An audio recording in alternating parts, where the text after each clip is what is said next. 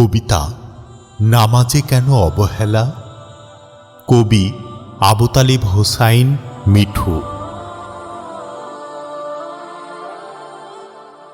সব কিছুই তো সময় মতো হয়, নামাজে কেন অবহেলা। দুনিয়ার মায়ায় পরকালকে ভুলে চলছে সব খেলা। এমন ভাব অনেকের মাঝে দেখি যেন নামাজ কিছু নয়।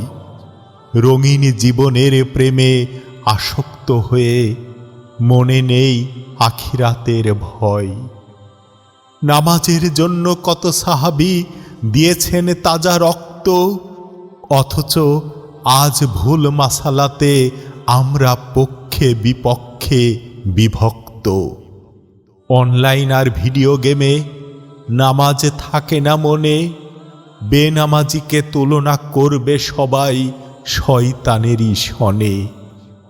নামাজের দাওয়াত দিয়ে নবীজি দাঁত মোবারক হারালেন তায়েফের ময়দানে। নবীজির কথা শুনে বরং অপমানিত করলেন তায়েফের বর্বর ও দুষ্টু ছেলেগণে।